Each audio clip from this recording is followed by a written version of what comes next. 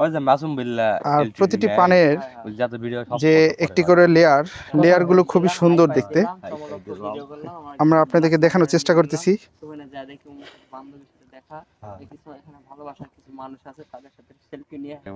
এক একটি লেয়ারে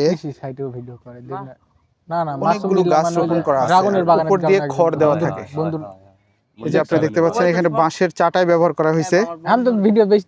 এগুলো দিয়ে পানের যে লতিটা সেটা বেয়ে বেয়ে উপর দিকে ওঠে।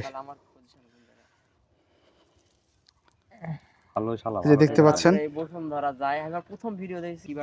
পানের যে একটি ব্যয়বহুল খরচ এখানে পেয়ার করতে হয়, কারণ পানের খুবই যত্ন নিতে হয় এবং এখানে কীটনাশক বিভিন্ন পোকামাকড়ের আক্রমণের একটা ভয় থাকে।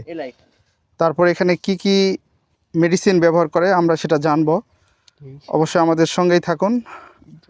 আপনাদেরকে বিস্তারিত জানার জন্য আমি একটু একটু করে অগ্রসর হচ্ছি। অসংখ্য ধন্যবাদ। আসসালামু আলাইকুম।